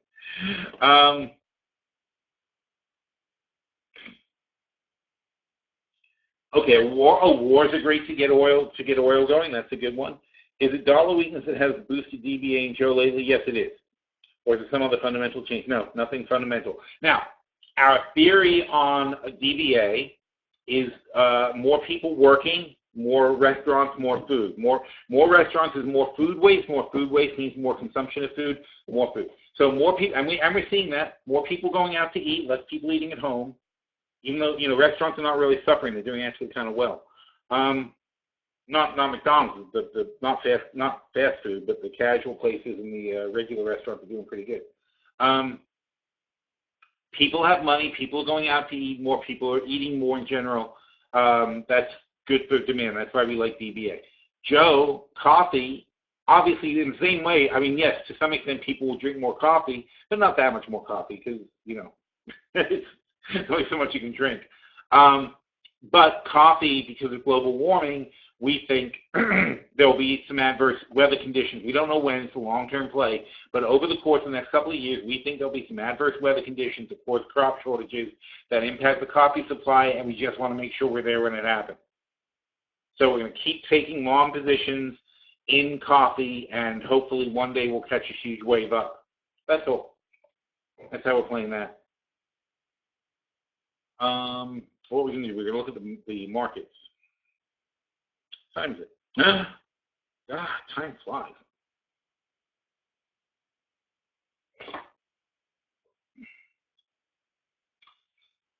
So we're peeling off a little bit here from the highs. Now, the Russell, which is my favorite thing to short, hasn't come down. So everybody's turned down a bit except the Russell. The dollar is finding a floor at 94. I like that. The oil's falling below. Gasoline's falling, testing the 160 line. Oil's below the 47 line.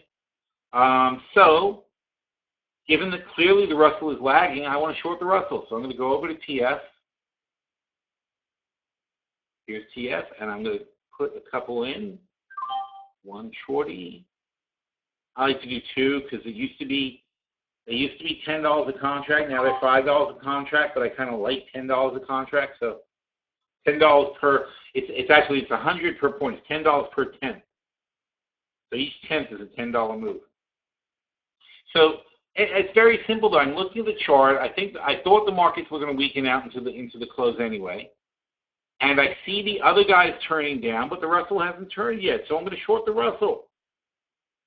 He's likely to follow them. That's why I chose it. But everybody got kind of rejected. Dow's rejected at 21.6.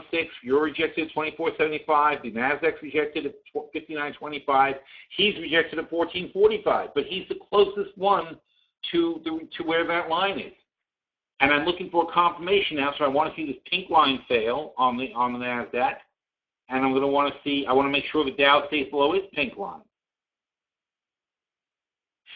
So that means my second choice for short would be the S&P, because the S&P is pretty far above its pink line. So if they're going to start breaking below their pink lines, then he's going to come below his pink line. He's going to come below his pink line. Now that pink line here is down at 36. That's going to make me $800. So if I hit this line, I make $800 on that play. But frankly, it's going to bounce at 14.40, so I'll probably take it off the table there and take $400 off the table. Because $400 in a small amount of time is plenty of money for me. That pays for a very nice dinner. Get some good sushi for that.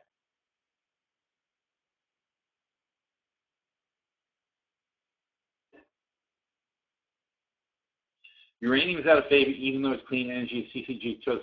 Yeah, because of it's Japan's fault. Japan was a significant consumer of uranium, and they completely took their program offline. Also, the Westinghouse thing. Who did this? Toshiba. Toshiba bought Westinghouse. Completely screwed it up. They messed up everything. They got projects that were going to be completed are just not being completed. Now, it's a combination of things. Fukushima happened. Everybody pulled back on their projects. They were the big cause. The economy collapsed also, so that was also bad. All bad timing, but unfortunately Toshiba just fell right into it because they bought Westinghouse at the worst possible time. So the bottom line is that new plants didn't get built. Old plants went offline. Natural gas got so cheap that it's a more usable form of energy. Don't forget, now, uranium, running a nuclear plant is very expensive. Now, of course, once you have a nuclear plant, you have to basically, you kind of want to run it because to have it sitting there is expensive too. But power companies don't see. A power company owns 2 nuclear plants and 6 coal plants and 12 natural gas plants, right?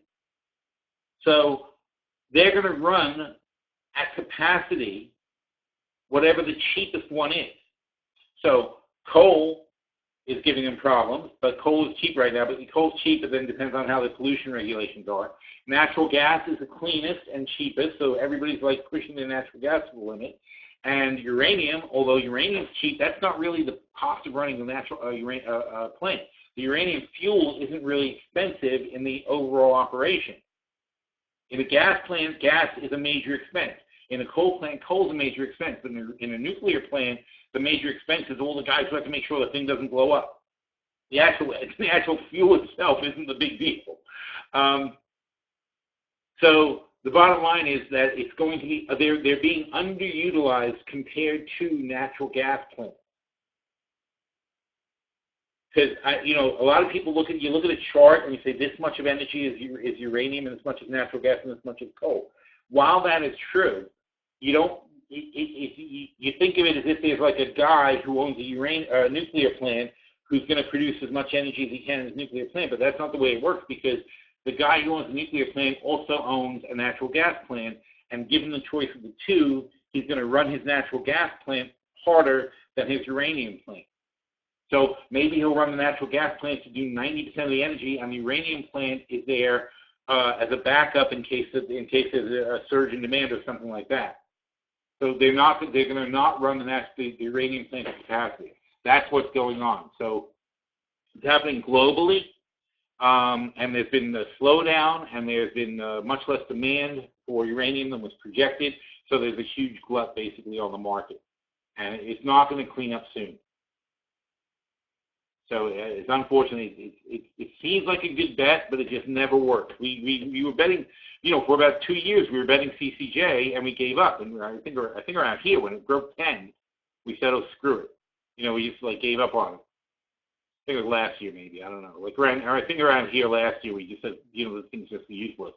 And it went down to 7, and we still didn't want it anymore. We said, you know what, we're fed up with these guys. So I think they'll drift along down around here. It's not like there is uranium being used, and smaller competitors are there that are failing. So they'll probably be fine as far as if you want to do a steady strategy. But I wouldn't bet on them for a lot of growth. And also I wouldn't bet on them to go out of business either. So you can make some fun plays out of it, but I lost interest. What's my outlook on gold? Again, you just got the supply of money. All right. This is a good one to have a chart for. Supply, velocity, money. Money supply, money velocity. That sounds official. Because they repeated it. Aha! So, obviously outdated, but it illustrates it well. So since the crash, we've doubled the money supply. And it's more than that since then, because it's been kept going up from all the money printing in the central bank, QE this, QE that. So this is globally basically happening. The money supply has doubled, tripled since the crash. The velocity of money has dropped in half. So there's much. So think about money as, I don't know what to think about it. Think about it like a big ball of money. Okay? And the ball of money was a certain size and went at a certain speed. And so you could always imagine that this ball of money would come by and drop off some bills as it goes past everybody at a certain pace. And that was the money people had to spend. What happened is, when the ball slows down, now it's harder to get money because the ball doesn't come by as often, right? Money slows down, the velocity slows down. The same ball of money, the money is still there in the world, but now it's not moving. And that means that if you're waiting for money, it doesn't come around very often. It's harder to get a hold of, right? So the central bank says, well, we can't really make it go faster. We can't make, because what does it mean for the velocity of money? It means people are spending it, and people are lending it, and people are borrowing it. That's what makes money move. Spending, lending, borrowing. So if people aren't spending, and people aren't lending, and the banks aren't lending, and the people aren't borrowing, the money's not moving. That's what happened. Down, down, down, down, down. It went to a ridiculous low, where basically commerce ground to a halt. All right? You still got to go get toothpaste and stuff, getting toilet paper, you're getting toothpaste, but you're not really going out there and buying impulse purchases, buying cars and so on and so forth, buying houses. That kills the velocity of money. It's still pretty dead. But the Fed, to offset the low velocity of money, makes the money ball much, much bigger. So now when it does come by, it still goes, it just goes slowly. When it does come by, now it gives you twice as much money each time. So it's going around half as fast, but giving you twice as much. So you now you're evening out. You've got about the same amount of money to spend and to do things with.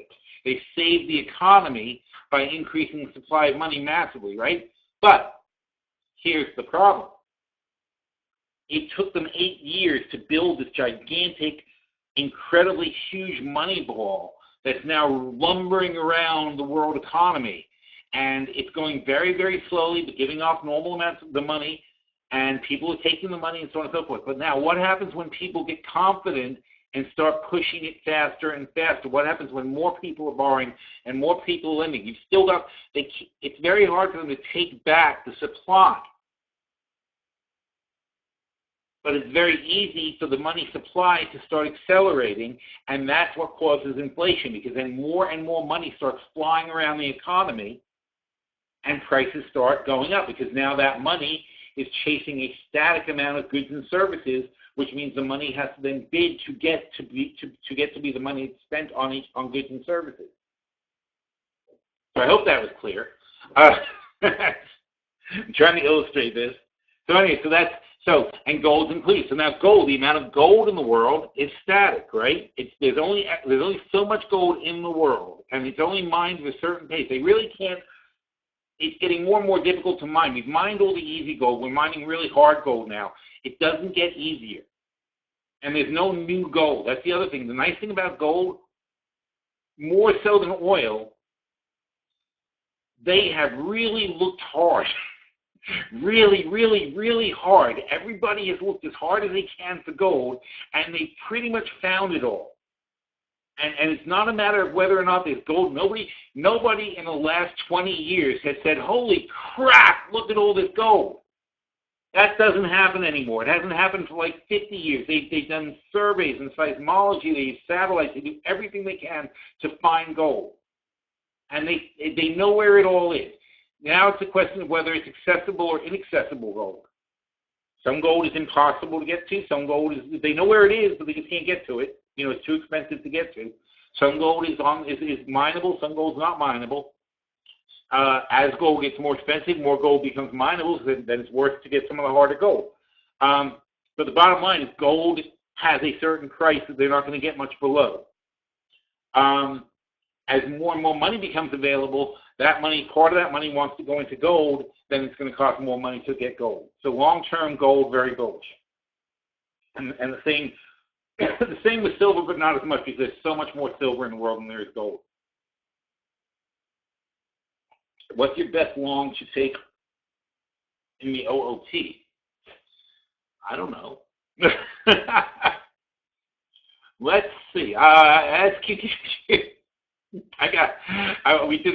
to do the adjusted one, though. These haven't been adjusted yet. This is from before we did the adjustments.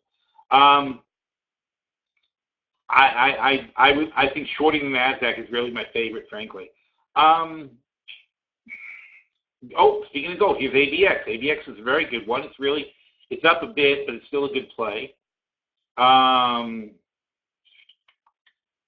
We just did Cisco, but it wouldn't be my favorite. DBA, I like DBA, same thing we were just talking about. The Brazil play, like I said, is a very good play. IMAX. Oh, I love IMAX. Holy cow. Yeah, I think IMAX is way, way, way, way too cheap. I wouldn't do this exact play, but as a new trade, I'd set up something with IMAX.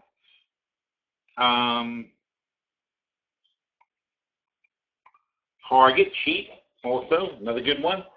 UNG, probably a good trade. And Wheaton has already gone way up. This is our second Wheaton play. This is silver Wheaton, but it's now called Wheaton Precious Metals. We already cashed out our first trade of the year. This is our second take on the trade of the year. We already made so much money on the first one that we cashed it out. So this is our second one. But I like them too. I like all these. That's why they're here. If I didn't like them, they wouldn't be here. And that's our leftover profits on Weight Watcher. That's another one that we made a ton of money on. But anyway, the best thing to do with anything is it's earnings season. They're going to find a ton of new cool plays to trade. So, what we do is we wait for the fatter part of earnings season, which is like next week and the week after that. As we get into the fatter part of earnings season, some companies are going to miss and they're going to get killed for stupid reasons. And then we want to get, Costco. This is about Costco, too.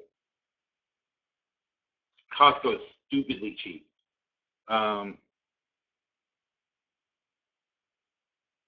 This is crazy on Costco. This was too much, but this is too little. So it's a great time to pick up a Costco play. It's tough to play things that are $150, but this is a great company. And as you can see, there's a channel at the bottom. There's a channel at the top. They're at the bottom of the channel that's generally rising. It's a really, really good time to get in on Costco. So if I was going to make a Costco play, here's my thing.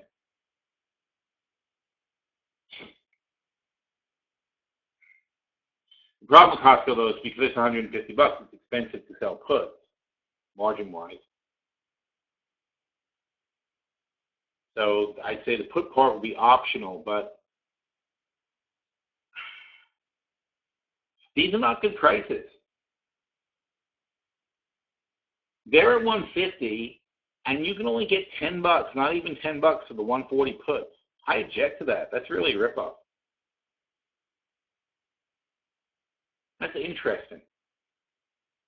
I would sell the 130 puts. They're at 650.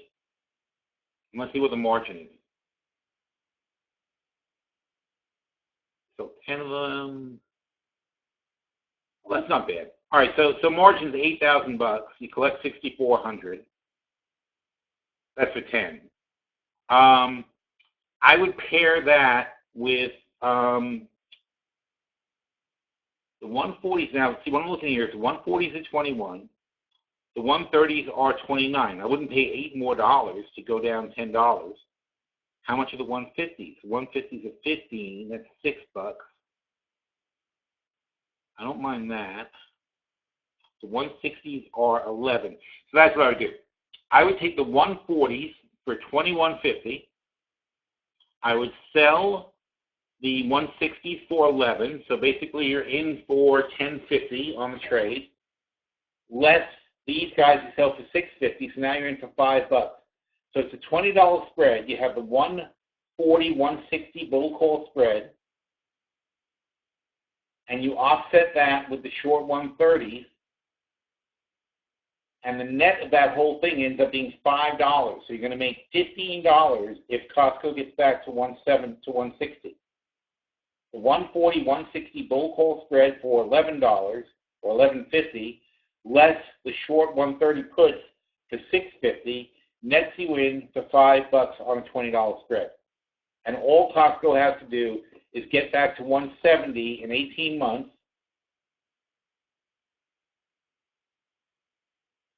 So 18 months to hit this line, and you will make 300% profit.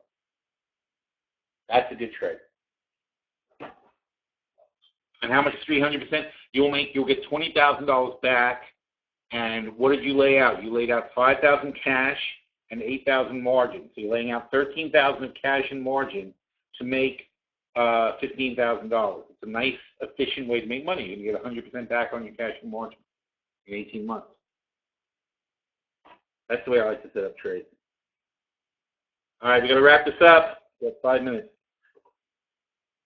Exxon. No, it wouldn't be Exxon because I'm worried about Exxon, getting killed with oil.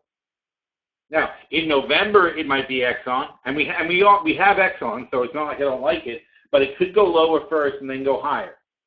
So when you say what's my favorite, it's the ones I don't think are going to go lower at all. CMG now 357, dropping like a rock. I'm just guessing. We see what happens. I mean, we played it right in the short-term portfolio, but if it gets cheaper, we'll probably buy more. It's stupid. Unless something happened I'm not aware of. That's not going to help.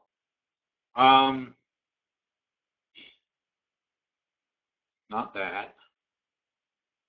I can do here.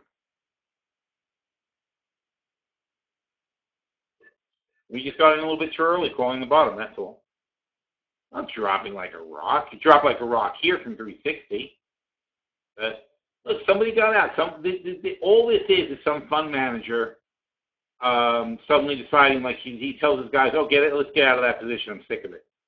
That's what that is. Doesn't mean there's anything wrong with it. And then that causes people to panic because it breaks below 360. And everybody freaks out. And then tomorrow, somebody like Warren Buffett's going to go, ooh, that's pretty cheap. And they'll come in and buy. Now, unless something is drastically wrong with them besides the rat, but, having a rat in one store is just, I'm putting in rat. CMG. Dropping 4%. 4% is like 40 million. Wait, 10% would be $1 billion. So 4% is 400. They lost $400 million in market cap because, can you see it? I don't know how well the video works on your thing. There was a rat in a CMG store, in a Chipotle. In one of their 2,000 restaurants, there was a rat. You got to learn how to be a buyer. That's when you want to be the buyer. Buffett says that too. Buffett's like, you have to be greedy when others are fearful, and fearful when others are greedy. And what have we been talking about today, right? I don't want to be jumping in on these record highs on companies that aren't earning more money than they earned when they were 20 and 30% lower. I'm not doing that. I stick to the very boring stocks that are actually making money. And no, they're not moving. But you know what? When the drop comes, they're not going to drop either, or not as much. Those are the ones I want to be in. I don't want to be in the ones that are going to drop 50% when people wake up. So I'm fearful when others are greedy. And on CMG, I'm greedy when others are fearful. We identify the problem. There was a rat in a Chipotle. They seriously lost $400 million because somebody got a video of a rat in a restaurant, as if that's never happened before. Unbelievable. Spent fuel rod storage is money. Well, yeah. I'm not sure who does that exactly, but that's good business, I guess. Unless of course, now you have to realize with a business like that, though, if they screw something up, it's not money; it's bankruptcy. So you always have that danger of those kind of businesses. But yeah, it's not that hard to handle spent fuel rods, I don't think. Agree on CMG. The question is not whether but how to play. Oh, we already did play.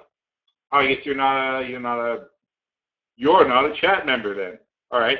There you go. Next special piece, CMG. Here you go. We just put it in the short-term portfolio. We had this conversation earlier. We wanted to sell 5. Well, obviously it's going to be easy to do now. We got 5 370 puts to $29.50. I bet they're more now. So CMG, trade, CMG.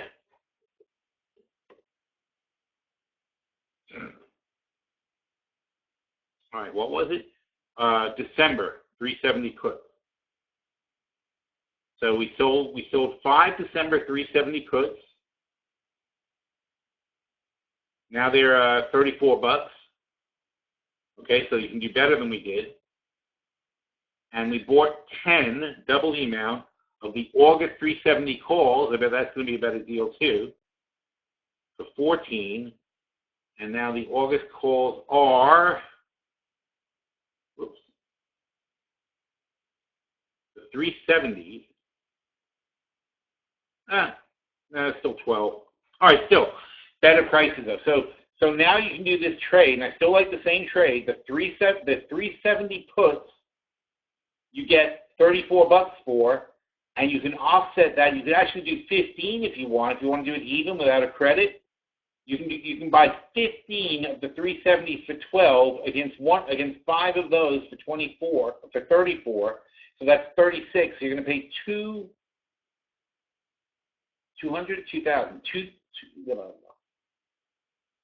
Sorry, let me do. I got to do the other way. 34 times 5 is 15,200, right?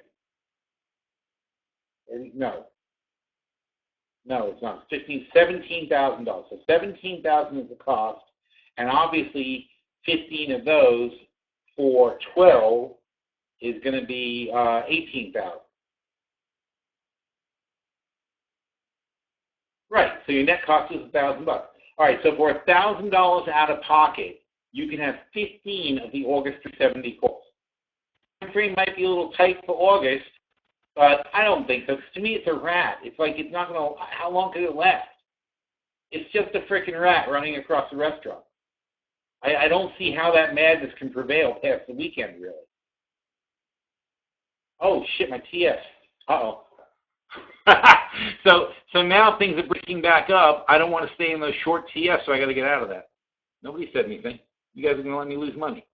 So I'm going to just buy it back and buy it back. I lost my premise. The other guys weren't going down anymore. Hey. Come on.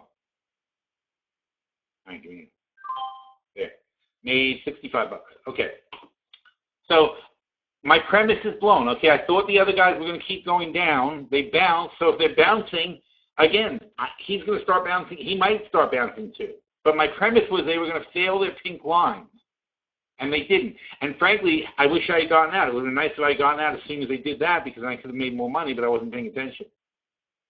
But that's all you got to do is you just make the trade. You watch the one that's lagging behind, and then you make sure that these guys keep going the direction they're supposed to go, and if they stop, get out of the trade. The great thing about the future is it only costs like $1 or $2 to go on the contract. So if I make $65 and my cost of the trade is $2, I'm in great shape. And I can do that 20 times a day. That's the way you want to play those things. All right, guys. Well, that was that was 2 hours already. That's unbelievable. All right, we had some fun, and we will do it again in 2 weeks. Not in 2 weeks, next week. What am I talking about? We'll do it again in 2 weeks. Higher Ratatouille is still. Oh man, that would be great. That's what CMG should do. They should make a joke out of the whole thing. If I was CMG, I would absolutely do that, JC. That's a fantastic idea. I would go to Disney, write Ratatouille commercial running this